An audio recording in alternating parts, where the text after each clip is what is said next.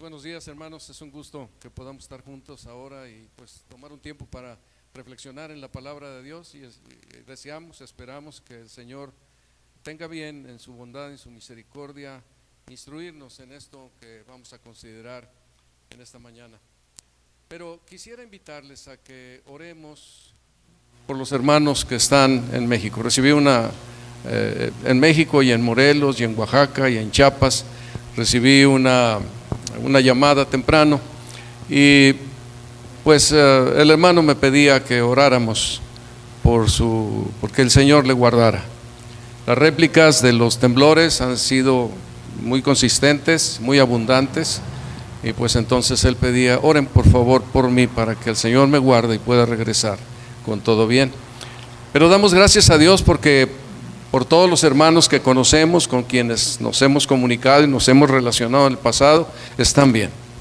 Gracias a Dios. Las iglesias que ellos presiden están bien. En el estado de Morelos hemos platicado con Silverio y con Israel, que están al frente de las iglesias allá en estas pequeñas iglesias del estado de Morelos, con Piedad, que pues toda su vida ha estado trabajando en aquellos lugares con sus 90 años. Gracias a Dios todos están bien. De todos parece que solo uno, su casa se debilitó y ya la están demoliendo en este momento porque no es habitable, pero gracias a Dios están bien. Hay otro hermano, el hermano Omar Morgan, que oramos por él en la lista de oración. Él está allá en la ciudad de Oaxaca y pues ha tenido un grupo de personas a las que les está animando a seguir la vida cristiana, y pues gracias a Dios ellos están bien y no tienen ninguna noticia de que alguna persona estuviera en algún problema o su vivienda. Gracias a Dios las noticias de todos los hermanos son buenas. Y también los hermanos de Chiapas, que oramos por estos hermanos queridos que nos han visitado alguna vez por aquí. No estamos en una relación de amistad con ellos, pero gracias a Dios porque ellos se esfuerzan para predicar la palabra de Dios en su zona, y aunque el temblor fue fuerte, ellos se encuentran bien. Yo quisiera, hermanos, que demos gracias a Dios por esto, todos juntos, y pedir al Señor que lo siga guardando y que Él siga haciendo su voluntad. Él es soberano y lo que Él está haciendo está bien. Está haciendo lo correcto. Él sabe, Él conoce. En su soberanía y en su bondad Él está trabajando para que las personas puedan pensar en Él, relacionarse con Él, venir al Evangelio y crecer en el conocimiento de Él. Amado Señor, pues en esta mañana te damos las gracias porque tú has guardado a todos nuestros hermanos allá en la Ciudad de México, en Morelos, en Jojutla y en la zona de Tetelpa, Sosocotla, Timimilcingo. Gracias a Zacatepec también, los hermanos que están ahí. Gracias te damos, Padre, por Omar, que tú lo has guardado, y a su familia, y los has mantenido en toda seguridad y confianza, sin que les falte ni siquiera trabajo, que ellos tienen pues todos sus movimientos normales. Gracias te damos también porque tú has guardado a los hermanos de México y los has guardado con todo bien, a las iglesias que conocemos allá también. Gracias, Padre, porque tú has guardado la vida de los hermanos en tu soberanía, y también pues los hermanos de Chiapas, que tú los has guardado y que pedimos que tú pues sigas tú encaminándoles para que a través de tu palabra, de tu gracia, ellos sigan predicando la palabra en todos estos lugares, que sea anunciada para que las personas vengan al conocimiento tuyo, que te teman y que vengan al conocimiento de tu verdad. Señor, tú eres soberano y te bendecimos porque tú eres bueno, lleno de misericordia, y cada cosa que tú haces, tú tienes un buen propósito para la gloria tuya, para el conocimiento de Jesucristo y para la bendición de los hombres que deben arrepentirse y venir a tu conocimiento. Te bendecimos por ello, Señor, en el precioso nombre de Cristo Jesús. Amén. Pues gracias a Dios, el Señor ha sido bueno con todos nosotros. En la historia de la iglesia hemos visto el trabajo de Satanás de una manera muy intensa para destruir la unidad. La palabra nos enseña que seamos de un mismo sentir unos y otros. Y este mismo sentir unos y otros, esta unidad que debemos nosotros de guardar, es una unidad muy importante para la predicación del Evangelio. Yo espero poderles, a través de de los comentarios que voy a hacer con ustedes, esto pueda quedar claro en la importancia de la unidad entre los creyentes. Satanás trata de destruirla usando diferentes artimañas, pero a pesar de todo esto, la iglesia ha permanecido en unidad. No aceptamos que Satanás ha derrotado a la iglesia. Ha tenido la unidad suficiente en el grupo de creyentes para poder alcanzar a las personas y rescatarlas del infierno y de la condenación y traerlas al conocimiento de nuestro Señor. La unidad de la iglesia tiene un lugar muy importante, principalmente en la predicación de la palabra de Dios, y es clave que nosotros podamos entender esto porque es importante para el ministerio de nuestra iglesia. La iglesia ha ido en contra del infierno para saquearlo, para traer a las personas al conocimiento de Jesucristo, y las puertas del infierno no han podido resistir a la iglesia porque la unidad ha sido una parte importante en el testimonio y en el mensaje que Dios da a las personas. Cuando leemos este pasaje de Juan capítulo 17, cuando observamos estas cosas, cuando leemos esta porción de las Escrituras, encontramos que el Señor Jesús, en la última oración antes de ir a la cruz que está haciendo, Él da una importancia muy especial en su oración precisamente a la unidad de la iglesia. Cuando vamos leyendo el pasaje, vamos observando que en primer lugar el Señor menciona la gloria del Evangelio cuando está orando en esta porción. En los primeros versículos dice: estas cosas habló Jesús, y levantando los ojos al cielo dijo: Padre, la hora ha llegado, glorifica a tu Hijo, para que también tu Hijo te glorifique, como le has dado potestad sobre toda carne, para que dé vida eterna a todos los que le diste. Y esta es la vida eterna, que te conozcan a ti, el único Dios verdadero, y a Jesucristo, a quien has enviado. Yo te he glorificado en la tierra, he acabado la obra que me diste que hiciese. Ahora pues, Padre, glorifícame tú al lado tuyo con aquella gloria que tuve contigo antes de que el mundo fuese. En su oración el Señor menciona la gloria del Evangelio, la gloria de un Evangelio que estaba a punto de terminar ya en el último aspecto, cuando el Señor Jesucristo fuera a la cruz, muriera por nuestros pecados, resucitara al tercer día y fuera glorificado. Y es lo que aquí presenta en estos 5 versículos. Pide que el Padre sea glorificado en esa obra terminada. La autoridad que esto le da al Señor Jesucristo por su glorificación para dar vida eterna a toda carne, y el conocimiento íntimo del Padre y del Hijo por medio de esta obra terminada. Nosotros podemos disfrutar de esta obra de gracia para que podamos saber que tenemos vida eterna y para que podamos tener esa intimidad con nuestro Padre Celestial. Esto trae una paz profunda al corazón. Cuando no conocemos a Dios, pues Dios es alguien que no tiene ninguna relación con nosotros, un perfecto desconocido, y no podemos experimentar nada especial de parte de Dios, lo vemos como un ser lejano. Pero cuando venimos por medio del Evangelio al conocimiento de Jesucristo, al conocimiento del Evangelio, y venimos a esta relación y comunión con el Padre, entonces crecemos en una comunión preciosa, íntima con el Padre. Habla de la gloria de la encarnación, porque era importante que el Señor Jesucristo, el Dios eterno, fuera encarnado, y a través de esta encarnación Él pudiera hacer toda la obra completa de la redención. Así que todo esto fue ese proceso del mensaje que el Señor Jesucristo daba en su oración ahí con el Padre. Estaban en esa comunión Él y el Padre Celestial, hablando de la gloria del Evangelio y de esta obra completa. Todo el resto de la oración estará intercediendo por diferentes aspectos. A grandes rasgos, yo puedo decirles que en primer lugar empieza intercediendo por los apóstoles, los 12 apóstoles que llevarían el mensaje del Evangelio. En los siguientes versículos dice: he manifestado tu nombre a los hombres que del mundo me diste, tuyos eran y me los diste, y han guardado tu palabra. Ahora han conocido que todas las cosas que me has dado proceden de ti, porque las palabras que me diste les he dado y ellos las recibieron y han conocido verdaderamente que salí de ti y han creído que tú me enviaste. Intercede por los apóstoles porque tienen un trabajo muy importante en la obra de la redención. Ellos iban a ser los que recibirían el mensaje de la palabra. Algo que llama mucho la atención es que estos hombres eran de Dios.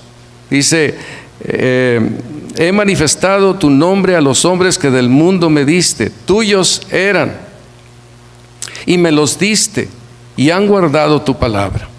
En el caso de los apóstoles hubo algo muy especial de parte de Dios, en donde Él tenía a estos hombres señalados para que vinieran al conocimiento de esta verdad, guardaran la palabra y después llevaran la palabra por todo el mundo.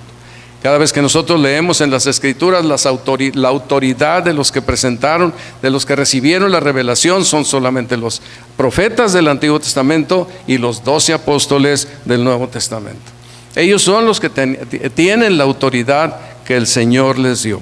El Señor los llamó, los atrajo, los iluminó para que conocieran a Jesucristo, los inspiró para recibir la palabra de Dios, y ellos son especiales. No hay apóstoles como ellos. Nadie más puede tomar un lugar como el de ellos. El Señor Jesucristo profetiza que habrá un día en donde estos 12 apóstoles tendrán 12 tronos para juzgar a las 12 tribus de Israel. ¿Cómo va a ser esto? No sé, pero estos son un grupo de personas especiales a quienes Dios llamó.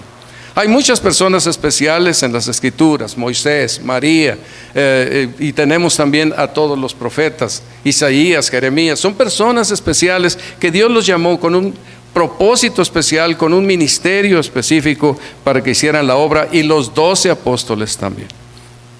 A partir de ahí ya solamente queda la iglesia, con los creyentes que han creído el mensaje del Evangelio y a los que Dios está utilizando para la gloria suya en llevar el mensaje de la palabra de Dios.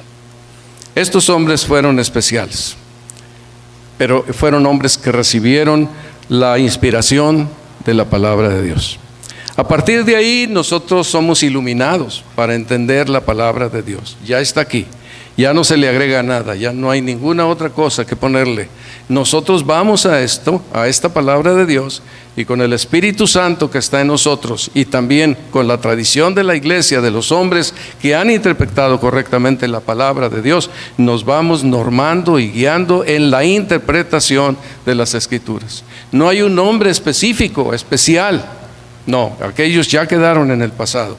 Ahora nosotros tenemos al Espíritu Santo, la tercera persona de la Trinidad, quien nos ayuda y nos encamina para entender la palabra de Dios. Es muy claro que en su oración el Señor Jesucristo se ocupa de orar por los apóstoles, dado el grande encargo que ellos tenían. Ruega porque son instrumentos santificados y útiles de Dios y de Cristo para promover la palabra suya. A ellos se les reveló, la escribieron, la pusieron ahí para que fuera parte de la revelación de Dios de las Escrituras.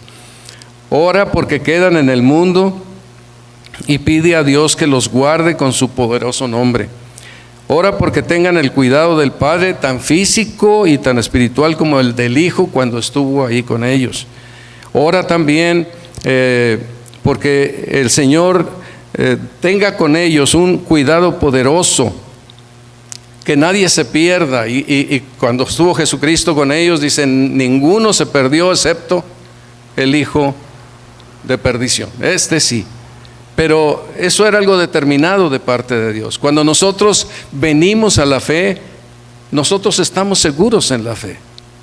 Claro que vamos a ir demostrando que somos realmente de la fe, pero estamos seguros en la fe. Si hemos creído, entonces somos personas aseguradas por Dios para estar en esa confianza plena de soy salvo, tengo la vida eterna, estaré en la presencia de Dios. También ora para que ellos tengan el pleno gozo de Cristo en su íntimo ser, porque eso era necesario para llevar la predicación del Evangelio a un mundo antagónico a ellos, a su mensaje, el mensaje de la palabra de Dios. Y ahí, como receptores de la palabra, eran aborrecidos por el mundo de la misma manera que el Señor fue. El mundo no quiere la palabra de Dios. Al mundo no le interesa la doctrina de la palabra de Dios. Al mundo no le interesa Dios. Al mundo no le interesa Jesucristo. La característica del Hijo de Dios, como la de los apóstoles, es que se abre a las Escrituras. Empieza a verlas, se empieza a iluminar, empieza a entender, empieza a amarlas, empieza a acercarse a ellas y empiezan a ser el propósito de su forma de vivir. Se ajusta a la palabra de Dios porque sabe que ahí está la sabiduría que el Señor nos da para vivir una vida distinta, diferente, que glorifica a Dios en las cosas que hace. Por eso el Señor dice: no ruego por el mundo, pero ruego por ellos, por los que me diste, porque tuyos son. Cada uno de nosotros somos propiedad de Dios. Si hemos creído el mensaje del Evangelio, así como los apóstoles, somos propiedad de Dios. Él nos ha comprado con la sangre preciosa de Jesucristo y le pertenecemos. Yo quiero invitarte aquí a reflexionar, hermano. Tú le perteneces a Dios. No te perteneces a ti. Tú fuiste comprado con la sangre de Jesucristo para ser suyo. No sé qué tanto te guste esto, pero esa cautividad, esa pertenencia, esa posesión de parte de Dios para nosotros es la mayor bendición que nosotros podemos tener en esta vida y por toda la eternidad. Ahora, estamos haciendo solamente algunas menciones de lo que el Señor está aquí orando, pero hay algo especial en donde el Señor pide que ellos manifiesten la unidad, porque los ha comprado. Le pertenecen a Él, son su posesión. Y dice: ya no estoy en el mundo, mas estos están en el mundo. Y yo voy a ti, Padre Santo, Padre Santo, a los que me has dado, guárdalos en tu nombre, para que sean uno, así como nosotros.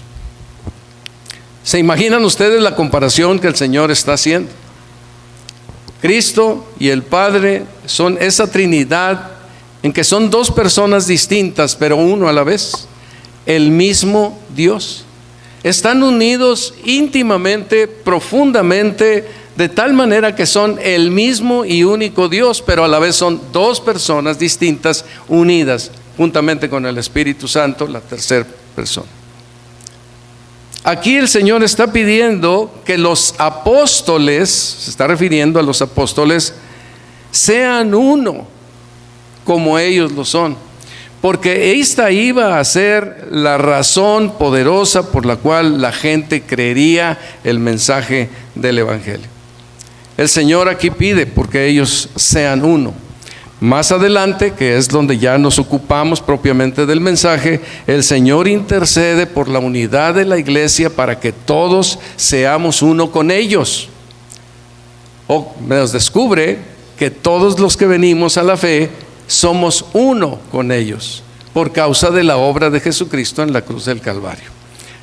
Vuelvo a decir, todos los que venimos a la fe, que creemos en Jesucristo, que creemos el Evangelio, en su obra salvífica, somos uno con Cristo, con Dios, con la Trinidad, con el Espíritu Santo. Somos uno con ellos. Y es importante que esta mañana podamos comprender la fuerza de esta unidad, el poder de esta unidad y el significado de esta unidad para cada uno de nosotros y que nos afecte en nuestras vidas cotidianas. Así como a los apóstoles, también cuando venimos a la fe, nos da el gozo que estaba en el corazón de Jesucristo, para que tengan mi gozo cumplido en sí mismos. La fuerza del Señor está también en el gozo de Jesucristo, como muchos pasajes de la Escritura nos lo presentan. pero también necesitamos esa fuerza, porque cuando queremos vivir para el Señor hay diferentes etapas en la historia de la iglesia, pero el mundo aborrece a los que no son del mundo y a los que caminan en los principios de la palabra de Dios. Diferentes momentos, diferentes situaciones, pero sucede. Los creyentes siempre debemos estar listos a que haya ese antagonismo a la verdad de la palabra de Dios que nosotros pretendemos vivir y caminar en ella. No somos del mundo, hermanos. Le pertenecemos al Señor. Nuestro lugar es la patria celestial. Déjenme decir esto, que yo creo que lo repito mucho, será por viejo, ¿verdad? Pero con frecuencia se le tiene miedo a la muerte. Los cristianos no le tenemos miedo a la muerte, porque la muerte está en las manos de Dios, y porque en el momento en que nosotros partimos de este mundo, ¿qué pasa? Díganme ustedes, ¿a dónde vamos? Vamos al cielo. ¿Quién está en el cielo? La presencia de Dios. No hay lugar más dulce, ni más precioso, ni más amado, en donde podamos ser profundamente amados y con alegría recibidos. Si se han sentido muy bendecidos, porque ojalá que así sea, porque los recibimos con alegría cuando vienen aquí unos y otros, nos recibimos con alegría, pues en el cielo esto será superlativamente más grande, porque el amor de Dios por nosotros en Cristo Jesús es muy profundo. Si morimos, ganamos. Pareciera que en muchos lugares morir está tan mal que hay que orar y orar y orar y hacer cadenas de oración. Está muy enfermo, se va a morir, oren y oren y oren para que no se vaya al otro mundo. No. Sí, oramos por los hermanos y rogamos porque el Señor los guarde y pedimos que nos conceda su salud y que ellos puedan levantarse, y Dios nos ha contestado por esto. Pero morir es ganancia, hermanos. Si eres cristiano, morir es ganancia. Si no soy cristiano, es una gran pérdida, una cosa que hay que temer. Pero si soy cristiano, entonces morir es ganancia. Entonces, aquí pide que porque nuestro Dios los guarde, ellos se mantengan en unidad, van a ser aborrecidos, van a sufrir como todos sufrieron. Aparentemente todos padecieron martirio en el transcurso de la historia. También el Señor Jesucristo ruega al Padre que los guarde del mal. Y bueno, pues es una lucha tremenda, una presión constante. Dice: no ruego que los quites del mundo, sino que los guardes del mal. No son del mundo, como tampoco yo soy del mundo. Santifícalos en tu verdad. Tú me enviaste al mundo, así yo los envío al mundo. Y por ellos yo me santifico, y ellos a mí mismo, para que también ellos sean santificados en la verdad. Hermanos, pues estamos en un mundo tremendo. La influencia nos puede llegar por muchas partes, de diferentes formas. A veces podemos no darnos cuenta de que estamos caminando bajo la influencia de los estándares y de los principios del mundo.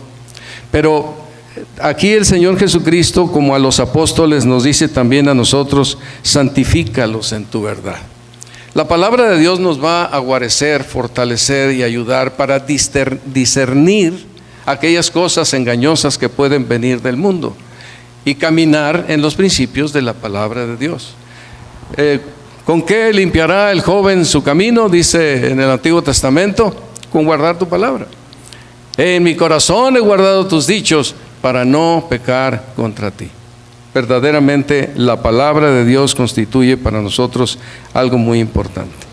Los apóstoles tenían el ministerio de llevar la palabra de Dios a todas partes. Salieron a predicar la palabra de Dios y dieron sus vidas predicando la palabra de Dios.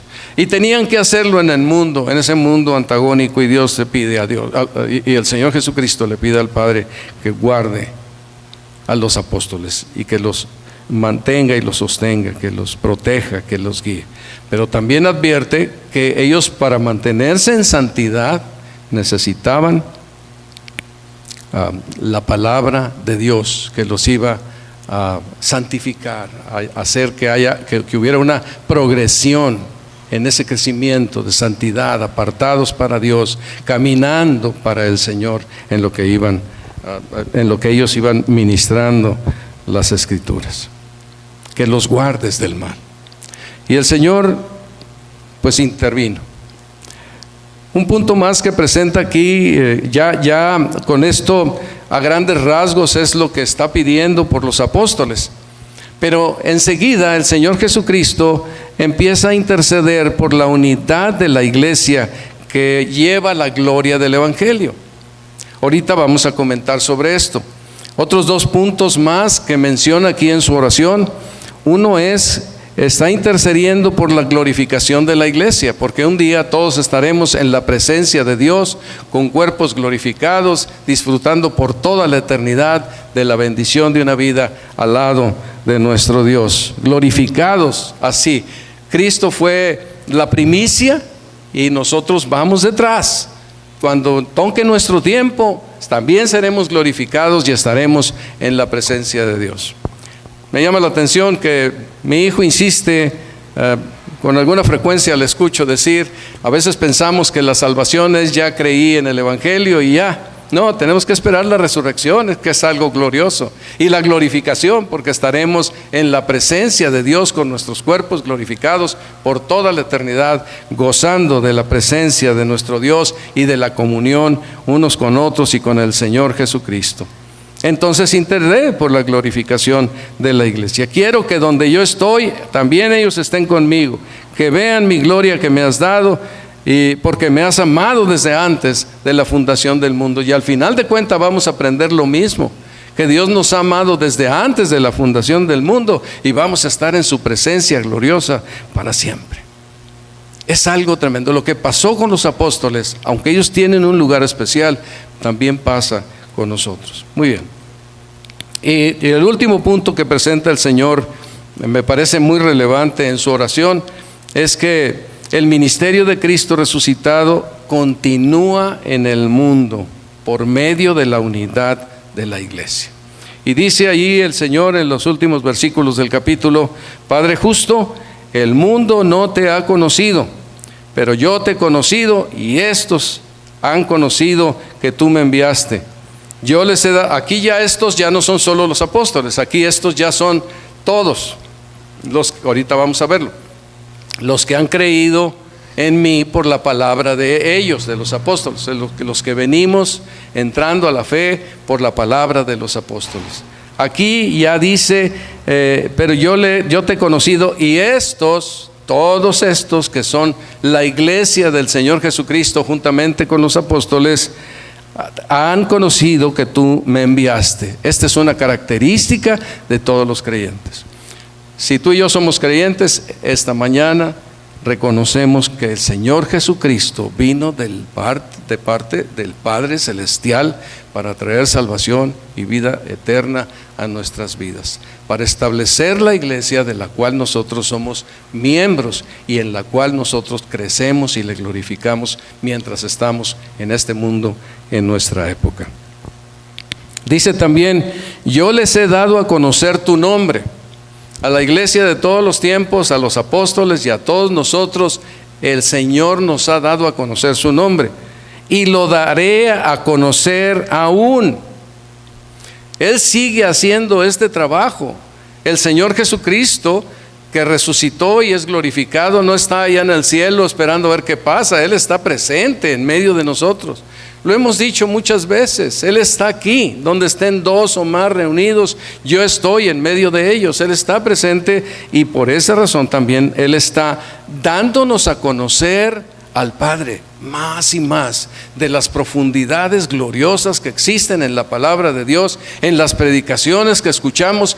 Dios, Cristo Jesús, nos está enseñando en esa manera poderosa y misteriosa que Él tiene, que a través de hombres aquí muy falibles, sin embargo Dios está haciendo su trabajo por el Espíritu Santo, guiándoles a cada uno de ustedes a conocer más y más al nombre glorioso de nuestro Dios.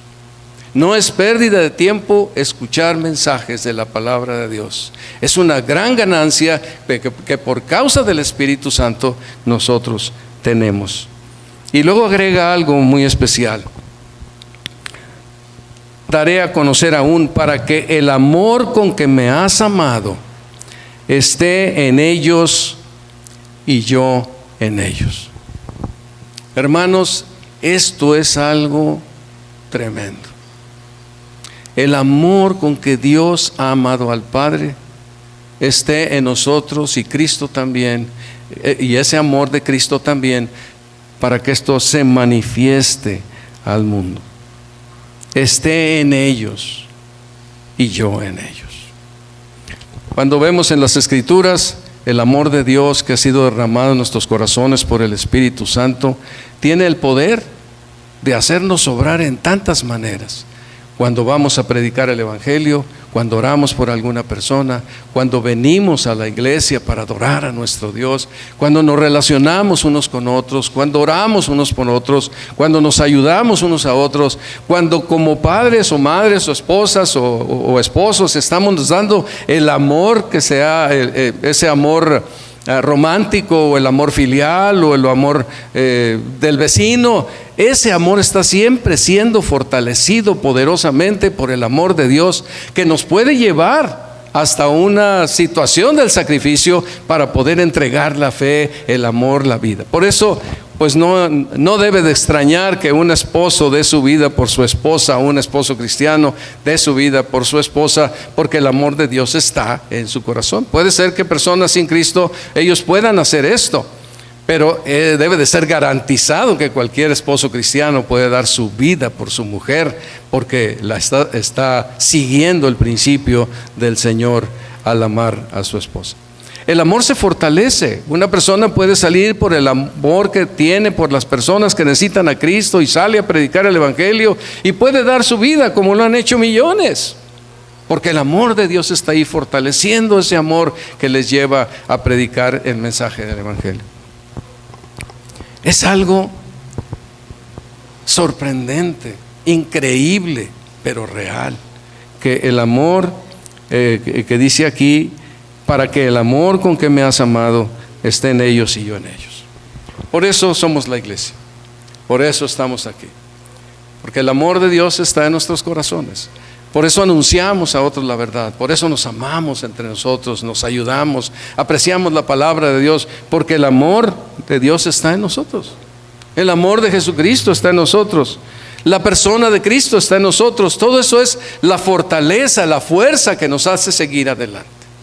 Siempre habrá oposición, como vamos a ver, pero hay una oposición en el corazón, ¿verdad?, para hacer estas cosas, porque tenemos todavía esta naturaleza pecaminosa que se opone a la verdad de Dios. Pero tenemos la fortaleza de Dios y del Espíritu Santo para que nosotros vayamos adelante. Lo decíamos y lo decíamos en la semana pasada también, ¿verdad? Al honrarnos, a lo mejor no queremos, a lo mejor no estamos de ánimo, a lo mejor me molesta la presencia de otra persona, pero no, yo no hago caso a eso que es del pecado, que es del presente siglo humano, sino que me entrego a la buena voluntad de Dios, que es agradable y perfecta, para vivir de acuerdo a su enseñanza, de acuerdo a su voluntad, de acuerdo a la guía que me da también el Espíritu Santo en mi corazón, en mi vida, cuando leo las Escrituras y me dice: tienes que hacer esto, tienes que vivir de esta manera, este es el camino que tú debes de seguir. Entonces, pues esto es lo que el Señor Jesucristo está orando alrededor de la gloria del Evangelio, de los apóstoles que Él ha llamado para darles la palabra que tiene que ver con la revelación del Nuevo Testamento, y también fortaleciendo el cuidado de ellos. Después ora por la unidad de la iglesia, y luego ya en forma general habla de la glorificación de la iglesia y del ministerio de Jesucristo glorificado en medio de la iglesia. Bueno, ustedes lo leerán ahí. Espero que al leerlo, que confirmen como los bereanos, ¿verdad?, chequen y estén de acuerdo con lo que yo estoy comentando aquí. Muy bien, ahora sí vamos a pasar a la parte donde el Señor Jesucristo intercede por la unidad de la iglesia que lleva la gloria del Evangelio. Comienza diciendo en el versículo 20,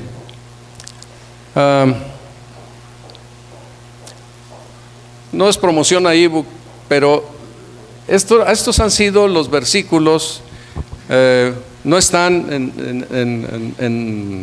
aparecen por ahí, ¿verdad? En algunos logos que tenemos, en donde ponemos ahí Juan 17, 20 al 23. Porque estamos pensando en que unidos en Cristo sobre la base de Juan 17, 20 al 23. Hermanos, si me ven sudar nuevamente, como la semana pasada, muy amablemente no se distrajeron, por favor, sigan sin distraerse, porque mi don es su don, así que ya saben. Muy bien, entonces, el Señor aquí se centra en unidad, en orar por la unidad de la iglesia. Y yo espero que podamos descubrir la importancia de este principio bíblico, de esta doctrina de las Escrituras que nos une, nos acerca, nos cautiva, nos coloca en una posición que no nos podemos zafar. Si somos creyentes, no nos podemos zafar. Dice el Señor Jesucristo: mas no ruego solamente por estos, sino también por los que han de creer en mí por la palabra de ellos. Aquí pues tenemos muy claramente que el evangelio que les fue revelado a aquellos hombres, los apóstoles, que fue el evangelio que ellos creyeron, por el cual vinieron a la fe, es el evangelio que llega hasta nosotros. Aunque nosotros pudiéramos citar algunos personajes de la historia de la iglesia, como se ha hecho en diferentes momentos, que Calvino, que Lutero, que diferentes personas, ¿verdad?, del pasado, no es a las palabras de ellos o en las palabras de ellos que nosotros creemos. Nosotros creemos el mensaje del evangelio que está contenido en las Escrituras. Ese es el que predicamos. Y ese es el que el Espíritu de Dios ilumina a las personas para que lo crean y lo reciban con todo su corazón, y ellos vengan al conocimiento de la fe. Entonces, dice aquí con bastante claridad: no ruego solamente por estos, sino también por los que han de creer en mí por la palabra de ellos. Como que se detiene el Señor Jesucristo ahí en el versículo 20, se detiene tantito y dice: ya no estoy orando ahora solamente por los 12 apóstoles y por aquellos discípulos, estoy orando por los que han de creer en mí por la palabra de ellos. Y esos pues es la iglesia, somos nosotros. A veces quizás nos confunda el hecho de que pues hay muchas iglesias, ¿verdad?, con muchos nombres y con muchas denominaciones, y la iglesia católica y la iglesia bautista y la iglesia presbiteriana y todo lo que ustedes quieran. Pero en medio de esto está la iglesia. Ahí en el transcurrir de la historia de todos estos movimientos que ha habido con la iglesia, en medio de todo esto está la iglesia. Bien. Y la iglesia es el pueblo del Señor Jesucristo al que se refiere aquí. Está en medio de muchos grupos, en medio de muchos, a lo mejor denominaciones, pero ahí hay un grupo de creyentes que es la iglesia y que han venido al conocimiento de la verdad. Y por esos escogidos, por esos que Dios ha alcanzado a través de la obra del Espíritu Santo, es por lo que dice: mas no ruego solamente por estos, sino también por los que han de creer en mí por la palabra de ellos. Creer el evangelio es la parte importante en nuestra vida. En el versículo 21 dice que nosotros somos agregados a la unidad de la iglesia universal y somos agregados por Dios.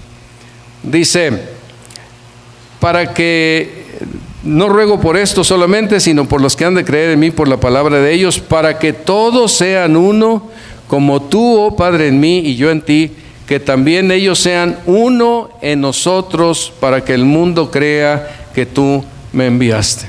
Observen ustedes la cercanía que hay en esta relación unos con otros. Llama la atención que el Señor dice que todos sean uno, como tú, oh Padre, en mí y yo en ti. Hay un ser uno, no es divisible, es una unidad. Y cuando el Señor a través del evangelio nos invita a venir a relacionarnos con Él. Él nos une consigo mismo e incrementa la unidad, podemos decir así. Él nos suma a la unidad que Él hace consigo, con la Trinidad y con cada uno de los creyentes. Nos suma a esta unidad, nos agrega a esta unidad, nos injerta en esta unidad que Él ya tiene perfectamente planeada y que es importante para la obra que se está haciendo de la predicación del Evangelio. Que ellos sean uno en nosotros, uno en nosotros, nos agrega a esa unidad con el Padre. No podemos, vamos ahorita a platicar algunos conceptos importantes de la unidad. Es algo que no se puede dividir. Cuando Él nos toma para ser parte de esa unidad que Él está formando, no la podemos dividir, no hay manera de separar esa que es en principio una unidad, vamos a decir sellada. Sí agregan más personas, pero es una unidad que no se puede disolver. Aquí hay una parte en donde nuestro Dios está haciendo un énfasis de cada generación. Nosotros hemos visto a través de estos 2000 años más de 2000 años en donde la iglesia ha ido pues caminando y progresando en la vida. Hemos visto que cada generación después de los apóstoles ha tenido que llevar adelante la palabra de Dios, pero todos han sido como uno solo sirviendo a nuestro Dios. Han sido como uno solo yendo, aún hasta la muerte, como uno solo yendo a llevar, a cumplir su cometido. La iglesia ha creído la palabra de Dios, de los apóstoles, y desde los primeros siglos ha luchado con diferentes lobos rapaces hasta nuestros días. El reto que ha recibido en cada etapa, en cada época, en cada siglo, en cada período generacional, en cada momento les ha tocado enfrentar diferentes asuntos, situaciones en donde con la unidad ellos han podido llevar adelante el trabajo. Han surgido herejías, falsas enseñanzas, se han querido infiltrar personas para meter ideas que son extrañas al Evangelio, y la unidad de la iglesia ha sido la fortaleza suficiente, y Dios la ha utilizado para alcanzar sus propósitos de definir la doctrina, de definir la verdad, de definir la enseñanza, de definir los libros de la Biblia en esa unidad de hombres que a lo mejor ni se conocían, pero que estaban en la unidad del Padre Celestial. Todos ellos estaban haciendo todo ese trabajo en sus épocas, en los momentos en que ellos vivieron, ese trabajo para librar de los lobos rapaces la enseñanza de la palabra de Dios y los creyentes. En cada segmento generacional escuchamos que resuenan las palabras de Judas: amados, por la gran solicitud que tenía de escribiros acerca de nuestra común salvación, me ha sido necesario escribiros, exhortándoos que contendáis ardientemente por la fe que ha sido una vez dada a los santos. Cada generación tiene este cometido: contender ardientemente por la fe una vez dada a los santos, y mantenemos la unidad. En la unidad que estamos en donde estamos con el Padre y su Hijo Jesucristo, esto se logra y se ha logrado a través de los siglos, y la iglesia ha ido adelante. Pero cada generación tenemos la responsabilidad de ser claros y determinados en guardar la unidad, como veremos ahorita. Ahora se habla de muchas generaciones, ¿verdad? Parece ser que yo soy de los que tenemos 70 y más años.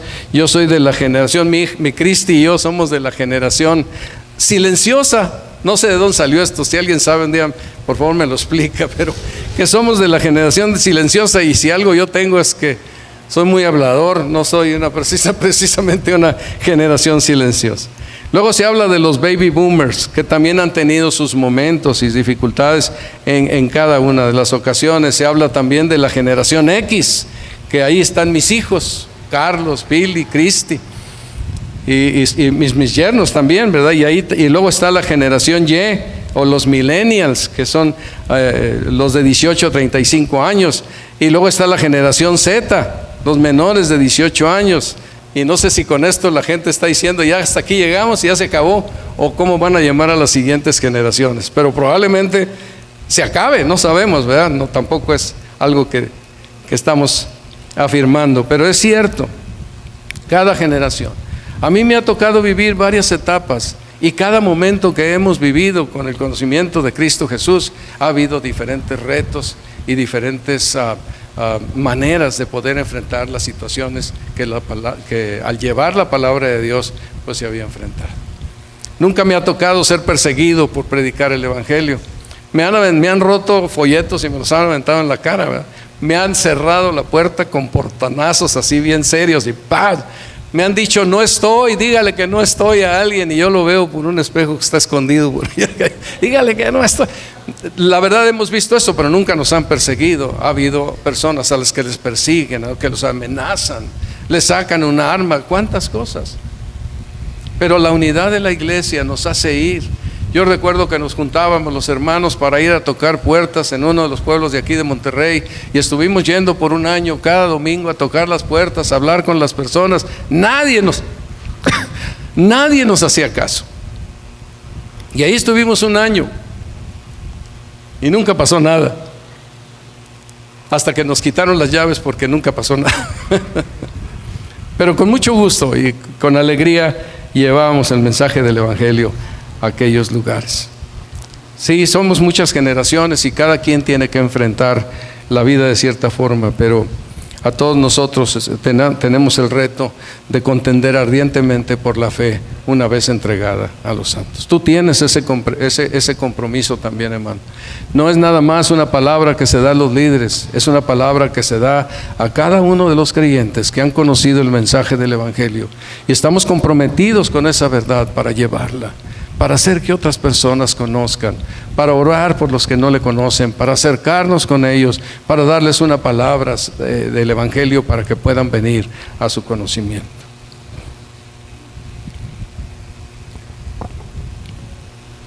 Los versículos 22 y 23 especialmente creo que es una parte aquí medular. Dice 22, dice: la gloria que me diste yo les he dado, para que sean uno así como nosotros somos uno, yo en ellos y tú en mí, para que sean perfectos en la unidad, para que el mundo conozca que tú me enviaste y que los has amado a ellos como también a mí me has amado. Para que se cumpla todo esto que es glorioso, perfectos en la unidad, para que el mundo conozca que tú me enviaste y que los has amado a ellos como a mí me has amado. Este poderoso amor de Dios está en la base de lo que el Señor Jesucristo dice: la gloria que me diste yo les he dado. El Señor Jesucristo recibió una gloria. Cuando uno ve a los diferentes comentaristas, creo que la mayor parte de ellos que pude yo revisar, no se meten con este problema. Ellos pasan de largo esta frase. Pero hemos encontrado algunos que sí hacen un énfasis en la gloria que me diste, yo les he dado. Y al final de cuentas, a mí me parece, y concluyo con esto, de que la gloria que el Señor Jesucristo tuvo fue la de ser Dios mismo hecho carne. Creo que esta era una gloria muy especial. En Juan 1:14 dice la palabra de Dios que aquel verbo que estaba en la eternidad creando, se hizo carne y vimos su gloria, gloria como del unigénito del Padre, lleno de gracia y de verdad. Me parece que aquí el Señor Jesucristo hace un énfasis a que la gloria de Dios, la presencia de Dios en toda su plenitud estaba en el Señor Jesucristo. Y los hombres que vieron a Jesucristo, que convivieron con Él, que escucharon sus palabras, que vieron sus milagros, que escucharon las verdades que Él les predicaba, estaban viendo a Dios mismo hablándoles al corazón, hablándoles al alma, mostrándoles las verdades de Dios. Ahora, la iglesia, cuando nosotros venimos a Cristo, Es algo precioso las verdades que la palabra de Dios nos dice, y es que estamos unidos al Señor Jesucristo. Yo en ellos y tú en mí. La gloria que me diste yo les he dado. No hay cambio en el asunto. Esta expresión es una expresión muy importante. Es algo glorioso en que Dios está presente en Cristo Jesús, y creo yo que esa gloria que Él nos da es la gloria de que Él está presente en nuestros corazones, hermanos. Está presente en nuestras vidas por la presencia del Espíritu Santo en nosotros y por haber sido transformados, nacidos de nuevo por causa del poder del Espíritu Santo. Cristo, Dios, vive en nosotros. Cuando el apóstol Pablo está escribiendo en Efesios 5 y que agrega, porque hablando del amor del esposo a la esposa, que nadie aborreció jamás a su propia carne, sino que la sustenta y la cuida, como también Cristo a la iglesia.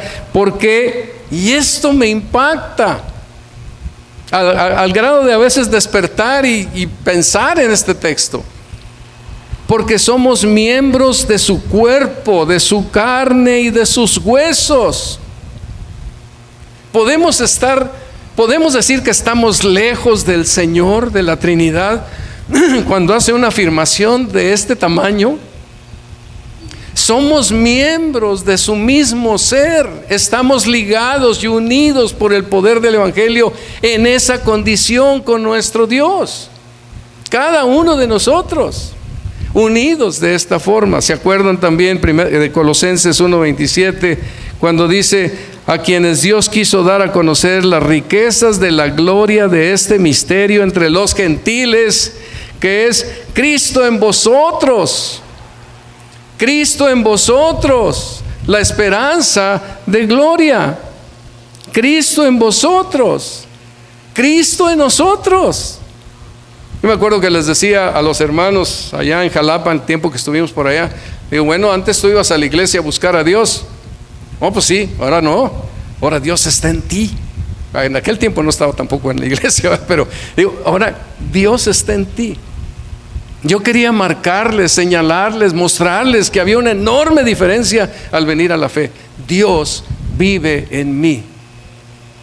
No un pedazo de Dios, Dios vive en mí. No un pedazo del Espíritu Santo, Dios vive en mí, porque he venido a la fe y Él habita mi vida en toda plenitud. Esto es algo tremendo, es glorioso, hermanos. En 2 de Pedro 1:4 es otro versículo que ha sido algo preferido para mí. Cuando habla de las Escrituras, dice: por medio de las cuales nos ha dado preciosas y grandísimas promesas, para que por ellas llegaseis a ser participantes de la naturaleza divina.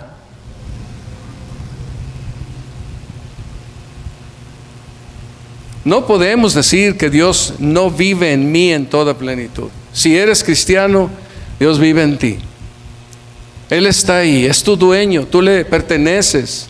Y ahora vive en ti, habita en ti, estás íntimamente ligado con Dios. Por esa razón, yo puedo afirmar que ningún creyente es feliz en el mundo, porque ahora tiene la naturaleza divina. Aunque tuviera una naturaleza pecaminosa, la naturaleza divina y la pecaminosa se oponen mutuamente y no podemos estar contentos. Pero andamos en el Espíritu y no satisfacemos las obras de la carne, porque nos sometemos a esa naturaleza divina que está en nosotros poderosamente viviendo. De no ser así, no seguimos adelante en la vida cristiana, sería imposible. Pero Él vive en nosotros y Él está ahí y nos permite ir adelante en la vida cristiana y hasta el sacrificio, si fuera necesario, porque Dios nos fortalece en su momento. Tenemos unidad, hermanos, y la unidad es en la salvación. Creemos lo mismo, tenemos unidad en el credo, en la fe, en el propósito. Creemos en el mismo mensaje salvífico, todos. Nadie puede estar en otro mensaje y ser parte de la iglesia, del cuerpo de Cristo, ser salvo. Tiene que ser el mensaje que fue entregado a los apóstoles. Estamos bajo un mismo credo donde Dios es el soberano, Señor. Tenemos un bautismo, un espíritu, una fe. Tenemos la misma fe, la misma doctrina que se nos enseña para que caminemos. Y como hijos de Dios, en quien Dios vive y está presente, nosotros también percibimos, como les ha pasado a varios de ustedes, si esta doctrina no es de Dios. Yo no puedo seguir aquí porque esta doctrina no me parece que está de acuerdo a la palabra de Dios. Y hay una reacción a aquello que no coincide con el mensaje del Evangelio, porque el Espíritu de Dios está obrando activamente, intensamente en nuestras vidas. Tenemos esta unidad, pero sobre todo por el poder de Dios formamos la unidad con Dios y con su Hijo. Ahora, aquí me detengo ya para pensar en esto. Nosotros formamos una unidad con Dios. La palabra unidad, unitas, permite, de latín unitas, la palabra unidad permite nombrar a una determinada propiedad de las cosas que están relacionadas con la imposibilidad de división o separación. Una unidad es una propiedad de las cosas que están relacionadas con la imposibilidad de división o separación. Cuando Dios nos trae a su unidad, a la unidad de Él, con Dios en las personas de la Trinidad y entre nosotros y con ellos, cuando Dios nos trae a esta unidad, queda en esta misma propiedad. Él habla de la unidad, que sean uno, Este es algo indivisible, no puede separarse. No es posible, por lo tanto, dividir la unidad. Cuando nosotros entramos a la unidad de Dios, no podemos decir yo no soy parte de esa unidad. Estarás rebelde al hecho de que seas parte de esa unidad, pero no dejas. Tú eres parte de esa unidad porque viniste a ella por medio del Evangelio. Si tú no quieres ser parte de la unidad, lo único que va a suceder es que la unidad no va a funcionar correctamente, pero no deja de ser unidad. A ver si me explico en esto. Pensemos, por ejemplo, en la unidad de cuidados intensivos, otra vez con el perdón de los doctores, ¿no? Pero pensemos en la unidad de los cuidados intensivos. Está formada esa unidad por varios elementos. Por un lado, están los equipos diferentes de personas, de médicos con diferentes especialidades para poder atender en medio de las crisis, de la emergencia, de los cuidados intensivos, los diferentes aspectos que se requieren atender en las personas. Son personas diferentes, de distintas disciplinas, pero especializados en lo que tienen que hacer. Hay un mobiliario. Hay un equipo para diferentes asuntos que se tiene que saber manejar, expertos, técnicos que sepan manejar aquello, rayos X, alguna cosa para dar choques y que la persona reviva o resucite, cuántas cosas los que ponen, los canalizan a las personas, los que canalizan a las personas en aquella unidad de cuidados intensivos. Hay un lugar, tiene que ser un espacio especial, tiene que estar en condiciones especiales, todo tiene que estar adecuado para que la unidad de cuidados intensivos esté funcionando. Es un universo de cosas que está ahí, unidos para que funcione. Si de repente la unidad de cuidados intensivos necesita el cardiólogo y no llegó, o no quiso ir porque tenía una fiesta, entonces la unidad está siendo afectada en su funcionalidad, en su desarrollo, en su trabajo apropiado, pero no pierde, no deja de ser la unidad de cuidados intensivos. No sé si me explico con esto. Nosotros somos parte de la unidad de Dios. Y yo creo que hay una tremenda apatía de parte de nosotros de darle importancia a estar en esta condición como hijos de Dios, redimidos por la sangre de Jesucristo, en una unidad gloriosa como es la unidad de Dios, para que sean uno, para que vengan a ser parte de esta unidad. No es para que se vuelvan uno solitario, es para que vengan a ser parte del universo, de la unidad de Dios, en donde cada uno de nosotros tenemos un lugar. ¿Se acuerda cuando hablamos acerca de que somos miembros los unos de los otros? Y honrarnos y el amor. Todas estas cosas son partes importantes que nos ayudan a guardar la unidad, darle la solidez, la funcionalidad a la unidad. Dios es el que la guarda. Dios es el que nos ingresa a esta unidad. Es por Él y por su evangelio que entramos en esto. Y Él es el que la guarda con su gracia, con su poder, con la intervención del mismo Señor Jesucristo, la enseña. Él hace todo con esta unidad. Pero la unidad es importante para que nosotros podamos manifestar el mensaje del evangelio en todo lugar. No nos podemos separar de ella, pero la podemos hacer ineficiente. Ahora, la unidad tiene que verse, y vuelvo al mismo asunto. ¿Dónde se ve? En donde los creyentes se congregan, donde somos una unidad, donde todos con gozo cantamos, participamos, estamos en el entendimiento de que no venimos a reunirnos, sino a rendirle culto a nuestro Dios. En donde no venimos a satisfacernos a nosotros de alguna manera, sino venimos a adorar a nuestro Señor Jesucristo. En donde entendemos que Él es el verdadero Dios y la vida eterna, y estamos aquí para hacer esta adoración. Entonces nosotros estamos en esto. Somos parte de esa unidad, y el Señor convoca a su pueblo para que todos estemos juntos y manifestemos la unidad en esta comunión que podemos tener unos con otros. La semana pasada yo comentaba, y vuelvo a decirlo, lo básico para manifestar mi disposición de honrar a otros, o de ser miembros los unos de los otros, o de saber que soy parte de esta unidad, es venir consistentemente, primordialmente. Y yo les quiero animar, hermanos, para que no pongamos otras cosas en primer lugar. Que esto sea una parte importante para sus vidas, porque es de Dios, es el llamado de Dios. A menos que no me crean y digan, no te creo que es el llamado de Dios. Pero si es el llamado de Dios, pónganlo en primer lugar sobre la familia, en primer lugar sobre los intereses, en primer lugar sobre los negocios, en primer lugar sobre varias cosas. Y ahí acérquense con Dios y decir, Señor, pues tengo que ir, quiero ir, pero tengo este pendiente, tengo aquel otro pendiente. O si tienen un familiar o alguien que les visita, tráiganlo, vénganse con él, que él pueda ver la unidad aquí también, y lo que nosotros hacemos delante de Dios al adorarse y al escuchar la palabra suya. A la unidad debemos darle ese lugar. Dios espera que tengamos esa prioridad en nuestros corazones. Oigan, el ser puestos en la unidad de la que el Señor Jesucristo está hablando es un alto privilegio que no podemos darnos el lujo de menospreciar, de ponerlo en segundo lugar, de ninguna manera.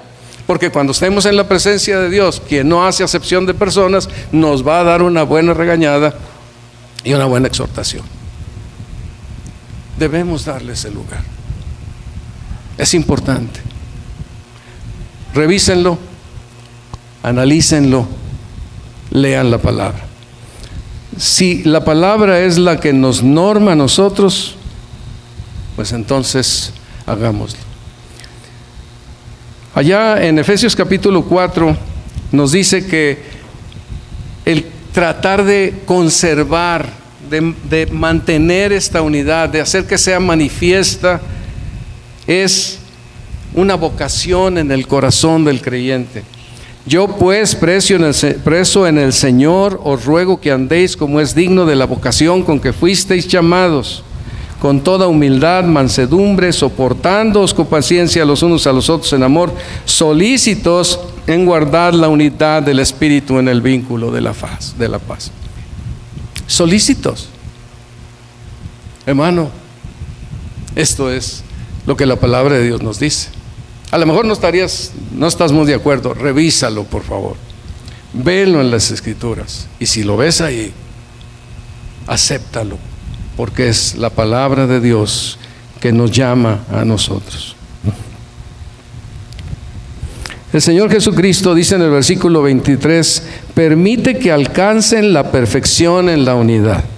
Y es porque pues hay una lucha que todos nosotros tenemos. Aquí tengo varias versiones en la manera en que se usa o se interpreta o se traduce esta palabra, pero en todos los casos, para que lleguen a ser perfectamente uno, dice otra versión, o que sean perfectos en una cosa, mantenerla, guardarla, solícitos a hacer esto, a que alcancen la perfección en la unidad. La perfección en la unidad es de lo que más se menciona.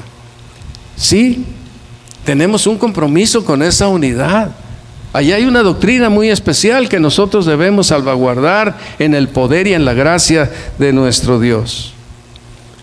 Hermanos, si no estamos unidos a esa unidad, si no colaboramos, si no hacemos nuestra parte de aceptar y de participar activamente en esta unidad, entonces estamos afectando la obra del Evangelio en el ministerio de nuestra iglesia. No estamos afectando lo demás a nosotros aquí, porque esta localidad manifiesta la obra de Dios en nuestras vidas. Entonces esto pues es claro. Los discípulos estaban muy preocupados porque esta unidad se guardara, y pues cuando hubo algunos asuntos que hacían peligrar la unidad, por ejemplo cuando hay una queja por la distribución que se hacía a las viudas, rápidamente resolvieron para mantener la unidad. Y en Hechos 15, cuando había una discusión sobre el Evangelio y los ritos judíos, rápidamente se reunieron para seguir adelante con la unidad. Y en ambos casos siempre el resultado es que la palabra del Señor y el número de los discípulos se multiplicaba grandemente en Jerusalén, y también muchos de los sacerdotes obedecían a la fe. Así que las iglesias eran confirmadas en la fe y aumentaban en número cada día. Porque la unidad siempre trae un beneficio muy importante al ministerio de la iglesia y al testimonio de la fe del Evangelio en todo lugar. Bueno, ya concluyo. Hermano, si eres parte de esta unidad, eres consciente de que te has convertido, yo también, me lo digo a mí, entonces debemos esforzarnos en la gracia y hacer nuestra parte en esta unidad. Hacer nuestra parte en esta unidad. O en la unidad donde estés, o en la unidad donde vayas, se parte con ellos para servir al Señor en unidad con los demás creyentes. Debemos asumir nuestro lugar en la unidad con gratitud y agrado, con gozo, porque es un grande privilegio que el Señor nos ha dado al venir a ser parte de este cuerpo glorioso de Jesucristo. Y también recordemos constantemente, la unidad no es automática. La unidad constituye una lucha, como muchos de los aspectos de la vida espiritual. Es una lucha contra Satanás, pero es una lucha que no debemos dejar de hacer. Es una buena batalla, es la buena batalla de la fe. Seguir adelante, consistentemente, ir adelante en buscar que es ser parte fiel de una manifestación de esta unidad para que alcancemos los planes y propósitos de Dios. La unidad es clave, tomémosla en cuenta, hagámosla nuestra, participemos como miembros que somos de esta unidad indivisible, con el Padre y con su Hijo Jesucristo. Vamos a orar. Amado Señor, pues tú eres soberano sobre todas las cosas. Nosotros te pertenecemos, tú eres nuestro dueño. Tú nos has permitido, Señor, ser parte tuya, y ahora nos has injertado en Cristo Jesús de tal manera que somos miembros de su cuerpo, de su carne y de sus huesos. Señor, gracias, porque siendo pecadores tú nos trajiste de ese lugar tan terrible de condenación eterna y nos has puesto ahora en un lugar tan singular, tan especial, como miembros del cuerpo de Cristo en tu iglesia, siendo esta parte de la unidad. Señor, guíanos, ayúdanos, fortalécenos para que nosotros estemos estimulando la unidad tuya en medio de nuestra iglesia y que seamos de un mismo sentir, que tengamos un mismo propósito y un mismo corazón para estar reunidos en tu nombre, para adorarte y para servirte con lo que tú nos mandes o indiques, sea predicando el evangelio, sea enseñando tu palabra, sea participando con los niños, sea administrando algunos asuntos importantes dentro de la iglesia, sea participando en diferentes formas. Señor, ayúdanos y guíanos a cada uno de nosotros, ilumina nuestro corazón para ser parte activa de tu iglesia para la gloria tuya. Sabemos que tú nos guiarás, encaminarás y ayudarás. En el nombre precioso de Cristo Jesús te damos las gracias. Amén. Que el Señor los bendiga, hermanos. Gracias por su atención.